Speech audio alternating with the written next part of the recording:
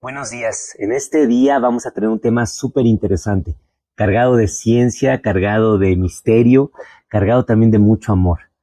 Vamos a conocer la historia de Jacobo Grinberg y de Pachita. ¿Y qué tienen que ver los dos? ¿Y qué tienen que ver con Seso y Corazón? Y bueno, todo esto empezó porque recientemente hice un viaje a la Ciudad de México con un muy buen amigo. Pues este amigo me llevó a comer a un lugar que se conoce como el Castillo de las Brujas, que se encuentra en la colonia Roma y es conocido como el edificio Río de Janeiro. Es un edificio que se construyó a finales del siglo XVIII, del siglo XIX, principios del siglo XX, y ahí, conocido como el edificio de las Brujas, vivió Bárbara Guerrero, también llamada Pachita. Pachita es una mujer que nace a principios de siglo, se cree que por ahí de 1904, otros dicen de 1908. Sus padres mueren muy rápidamente. Y recuerden que en Chihuahua está la cultura tarahumara, la rarámuri. Esta cultura que tiene que ver mucho con la magia, con los astros, antecesores y sobre todo con el chamanismo. Pues ahí a Pachita, al parecer, sus familiares la educan de las primeras instancias acerca del chamanismo y de la curación de hierbas. Y ya desde muy pequeña se dice que ya trataba a diversos pacientes con gran éxito. Pero se viene la Revolución Mexicana, púmbale. Algunos la sitúan incluso con la División del Norte, con el mismo Francisco Villa como su médico o chamán personal, imaginen ustedes, pero que se le dice que viajó con él. Otros la ubican como cabaretera, como vendedora de cigarros, como artista, como actora, actriz. Vamos, Pachita anduvo de aquí para allá. Pero en su edad adulta se dice que tuvo este despertar espiritual o esta magia con la que empieza a hacer lo que se llamó por la ciencia psicocirugía. Esta cirugía tiene que ver con qué, con la capacidad ya sea de materializar objetos o bien de poder sanar a distancia o incluso como ella realizar cirugías que no tenían ninguna explicación. Pachita siempre tuvo un interés de ayudar a los demás. Su arte nunca lo cobró, nunca obtuvo ningún beneficio de ello. Cuentan las leyendas incluso que fue invitada por las esposas de los presidentes Carlos Salinas de Gortari y Ernesto Zedillo a sus aposentos privados para que le pudieran transmitir la sabiduría o para realizar alguna sanación o para hacer algún tipo de cirugía. Se dice que con una de ellas se hizo y con otra de ellas la despreció totalmente. ¿Qué habrá visto? No lo sabemos. Es una historia que se cuenta. Pachita realizó cirugías por miles. Se documentaron al menos más de 5,000 cirugías, psicocirugías que ella hacía o sanaciones. No solamente eran cirugías, sino también a veces la gente iba a platicar con ella para recibir consejos, para hacer un cambio de vida. Pero siempre ella con una actitud totalmente desinteresada. Sus historias viajaron a través de los estados y a través del tiempo y fueron recibidas por nuestro siguiente personaje, el doctor Jacobo Grinberg. Este célebre neurocientífico mexicano nació por la década de 1940. De padres también mexicanos, siempre fue un hombre sumamente curioso por aprender las cosas y por conocer el funcionamiento del todo. Esto lo llevó a la Universidad Nacional Autónoma de México, donde se destacó como un muy buen psicólogo y después empezó a estudiar neurocientíficamente el cerebro. Se volvió un neurofisiólogo de mucho renombre, fundando el primer Instituto de la Conciencia en México. Imagínense, el precursor de todos nosotros, de todos los que amamos el funcionamiento del cerebro y la búsqueda de la conciencia, de dónde nos encontramos, pues Jacobo Grinberg funda esto. Es catedrático en la UNAM, es catedrático en la Anáhuac, un tipo extremadamente reconocido. Sus principales aportes fueron en el ámbito de la hipnosis, también de la telequinesis e incluso del control a distancia, a través mental. El experimento era muy complejo, pero se los resumo así. Se ponían en dos cuartos separados a través de medidas de seguridad tremendas para que ni siquiera la luz o el sonido pudieran transmitirse por esas paredes gigantescas y de esa manera el experimento fuera mucho más fidedigno. En un lado estaba una persona, en el otro otra. No había ningún otro instrumento más que su presencia. Entraban ellos en una especie de meditación o trance y percataban que podían transmitir información a distancia. Esto los llevó a seguir investigando acerca del cerebro, acerca de la conciencia. Ya cuando estaban muy avanzados, se intentó hacer un experimento de tal magnitud que iba a sorprender a todo el mundo. ¿Por qué? Porque lo que iban a hacer era la primera comunicación interoceánica. Jacobo Grimberg se iba a dirigir a la India para de ahí ya dirigir el experimento y conectar su cerebro con alguien que estuviera en la Ciudad de México y que pudiese ser validado neurofisiológicamente a través de sofisticados aparatos. Nunca lo pudo lograr. En 1994, al dirigirse a la India, desaparece. Lo más raro es que también desaparecen todos sus escritos, toda su información, todas sus computadoras. Raro también porque todo lo que se sabía acerca de esta investigación, acerca de la telequinesis, acerca del control mental a distancia, desaparecieron todas con él. Meses después, su esposa, en un giro de cuerda, desaparece también. Y aparte, incluso no se sabe bien cuál era su identidad. Más raro aún cuando Clemente Padilla, quien era el investigador a cargo de las investigaciones de la desaparición de Jacobo Grimberg, y al empezar a indagar, aparecen informaciones de la CIA y del gobierno de Estados Unidos a muy altos niveles, en donde Jacobo Grimberg al parecer tenía relación con ellos en un proyecto conocido como Stargate. Para ponerlos en contexto, proyecto Stargate se cree que investigaba, además de la conciencia, investigaba acerca de los extraterrestres, acerca de vida inteligente, acerca de control de masas, acerca de psicoespionaje y también obviamente de mentalismo y de hipnosis. Archivos desclasificados por la CIA a finales del siglo pasado ya dan cuenta de que Jacobo Grimberg era un asiduo partícipe en estas investigaciones y varios artículos lo sustentan. No se sabe a ciencia cierta si desapareció Jacobo, si lo desaparecieron o si andará por ahí en algún lugar seguramente investigando y descubriendo cosas. Pero lo que se sabe es que nos dejó algo súper interesante que liga estas dos almas y fue su libro Los chamanes de México, el caso Pachita.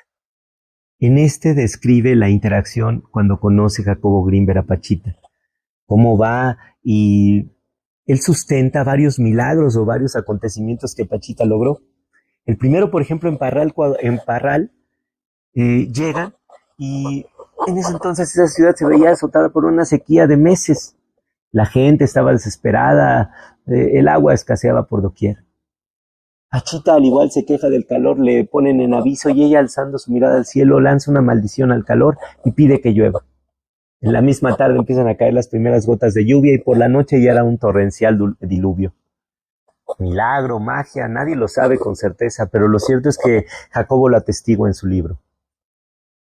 ¿Y qué les parece de sus psicocirugías? De estas cirugías que ella mencionaba como saturación. Jacobo les platico un caso y descrito en su libro. Jacobo menciona que una niña que había sido anestesiada por el retiro de amígdalas meses antes, le habían dicho a sus padres que se le había pasado la anestesia. La niña había tenido muerte cerebral y había quedado reducida a un guiñapo. No controlaba sus esfínteres, no podía hablar, no podía emitir ningún sonido, no se podía comunicar, ni siquiera podía abrir los ojos. Era una muñeca de trapo cuyos padres tenían que lavar. Habían intentado todo, por supuesto, y habían recurrido a su última instancia con Pachita. Pachita ofreció una serie de 5 cirugías cerebrales para poder restituir la vida del cerebro. En la primera cirugía, Jacobo atestiguó que sin anestesia, sin ninguna medida de asepsia y antisepsia, en un cuarto con piso de tierra, llegaba la paciente, se le pedía a los familiares que salieran, Jacobo permaneció ahí y atestiguó como la niña queda pues en una especie de trance después de unas palabras de Pachita.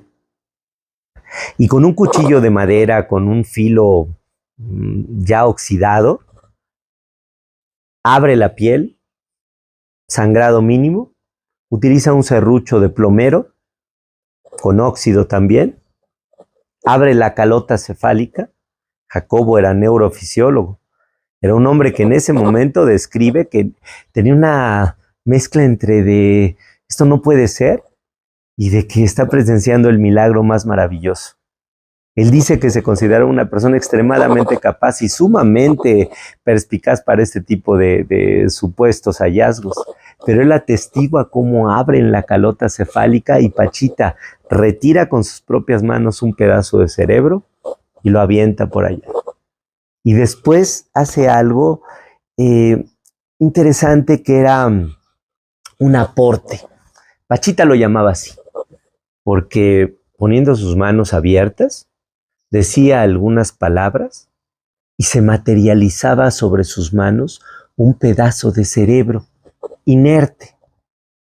Decía otras palabras, soplaba y le decía, vive, vive. Y el cerebro cobraba vida y empezaba a latir en sus manos. Vuelvo a insistir, estando Jacobo ahí y Jacobo presenciando esta situación. El gran científico mexicano. Este cerebro, esta materia, era introducida bajo una serie de rituales por Pachita. Llegaba, decía otras palabras y el cerebro empezaba a latir. Colocaba la calota cefálica y no tenía que cerrar nada, solamente ponía sus manos y se acababa la cirugía. Jacobo quedaba maravillado y obviamente pensaba que si eso podía haber sido cierto, pues seguramente en pocas horas o en pocos días se iba a infectar la herida, iba a ser una meningitis y todo hubiera acabado en poco tiempo. En 15 días la niña regresa por una nueva cirugía. No solamente no enferma, no con meningitis, no con nada, sino con ligeros ya movimientos faciales, ya empezaba a sonreír. Al término de las 5 cirugías, la niña ya podía expresar ciertos vocablos, podía mover ya mucho más su cuerpo y empezaba ya a sostener su cabeza y a mover sus piernas. Jacobo no tenía explicación para ello. Él también se maravilló de Pachita y de todas las cirugías. Al principio, la primera que él refiere, incluso quiso salir corriendo de ahí porque pensaba que esto pues no tenía otra explicación más que una especie de posesión. No se sabe a ciencia cierta cómo lo hizo, pero Jacobo se le ocurre algo interesantísimo en un libro que se llama La teoría sintérgica. ¿Y esta de qué nos habla? Jacobo era un conocedor también de la física cuántica, de la física de partículas. Era un gran adelantado a su tiempo y un neurocientífico sin igual. Él decía, pues, que todo provenía de algo que se llamaba latiz. Teoría sintérgica bien es un neologismo que comprime dos cosas, síntesis y energía. Es una síntesis de que todo está hecho de pequeños fragmentos que recuerdan a la teoría de cuerdas, pequeños filamentos, pequeñas cuerdas que vibran al unísono y crean la realidad. Jacobo decía que esta latiz era una especie de celosía, imagínense, una especie de entretejido que al momento de interactuar entre sí creaba la realidad y había zonas de mucha distorsión y zonas de muy poca distorsión. Estas zonas de muy poca distorsión son las que a nuestros ojos son áreas del espacio vacías completamente. Áreas como, por ejemplo, la materia oscura, la energía oscura, esas vorágines de lugares espaciales donde no hay nada, donde no ocurre nada. Pues ahí decía Jacobo que se encontraban las de muy baja distorsión y las de alta distorsión, pues sería esta flor, seríamos tú y yo. Entre más distorsión es cuando más interacción tiene la materia. Este latiz, este entretejido. Y ahí creía Jacobo que trabajaba el cerebro de Pachita. Jacobo creía que nuestro cerebro es una especie de decodificador de esta matriz, de esta latiz, de este campo cuántico, imagínate, y que tu cerebro desdobla esta realidad, lo cual tiene que ver mucho con las teorías científicas que actualmente conocemos. Pero la clave viene aquí. Jacobo dice que todo depende del estado vibracional de la persona, del cerebro, es decir, de tu estado de conciencia. Jacobo creía que Pachita trabajaba en un estado de conciencia superior que había sido improntado en su infancia primaria. Allá cuando estaba en la Sierra Tarahumara, allá cuando convivió con los chamanes, Se le hizo creer a Pachita que podía ser capaz de hacer este tipo de cirugías. Y Pachita, como un niño que aprende a andar en bicicleta, aprendió a operar así y creyó que era posible. ¿Recuerdan el subconsciente? ¿Recuerdan que los primeros 6 años de la formación de un niño son los más importantes? Porque ahí es donde está la decodificación cerebral. Entonces esto coincide completamente con lo que dijo Pachita, con lo que le pasa a Pachita. Porque estos seres mágicos, estos chamanes, lo que hicieron fue programar a Pachita para ser la grandísima curandera que llegó a ser. Lo que hicieron fue elevar el nivel de conciencia, hacer que el cerebro se biotransformara, imagínense, creara estructuras neuronales, carreteras neuronales que interconectaran otras partes del cerebro, que le permitieran al cerebro interactuar con esta latiz, con esta matriz cuántica, con esta radiodifusora. Porque con esto te das cuenta que el cerebro es solamente como un radio. El cerebro capta energía, fotones, y los transforma en la realidad o en lo que tú crees que es la realidad. Pues eso es exactamente lo que dice la teoría sintérgica. Dice Jacobo Grinberg que el cerebro lo que hace es interactuar con esta latiz, pero dependiendo de cómo esté el estado de conciencia, es decir, tu estado vibracional, es lo que va a aportar al resultado final. Y esto explica entonces por qué Pachita podía hacer estos aportes. El aporte que es una materialización, lo que ella consideraba que era el cerebro, cómo aparecía por ahí. Pachita lo hacía interactuando con su cerebro y lo plasmaba ella. Por cierto, Pachita no creía que era ella la usufructa de este poder. No. Pachita lo que creía era que ella era solamente un vórtice. Imaginen ustedes un avatar, un robot, que poseído por espíritus, en este caso el del hermanito Cuauhtémoc, porque así le llamaba a ella, decía que Cuauhtémoc penetraba su cuerpo, la poseía de alguna manera y él es el que realizaba las curaciones. Ella jamás aceptó el crédito por estos portentos. Ella decía que no era más que el hermanito que hacía estas cosas y él mejoraba. Jacobo describía esto como un verdadero milagro. Estuvo mucho tiempo con Pachita, documentó mucho esto y Jacobo decía sin reparo que había sido estos meses, estos años que había interactuado con Pachita lo que le había permitido cambiar su percepción de la realidad y de ser un mero científico, alguien que solamente creía en la ciencia, a ser a alguien que creía que podía ser posible el control a distancia, el control mental a distancia, la hipnosis, la telequinesis, la levitación. ¿Por qué? Porque el cerebro es magnífico. El cerebro puede biotransformarse y desarrollarse en lo que tú quieras. Y esto nos lleva a seso y corazón. ¿A cuál va a ser el aporte de nosotros para ti? Pues el aporte para ti va a ser una teoría maravillosa, también descrita por la ciencia, que se llama la teoría del espejo. La teoría del espejo describe que tú puedes mejorar tu realidad haciendo este ejercicio. La próxima vez que te veas al espejo, lo que vas a hacer es no ver tu reflejo como actualmente está, sino tú vas a ver el reflejo de la persona a la que quieres llegar a ser.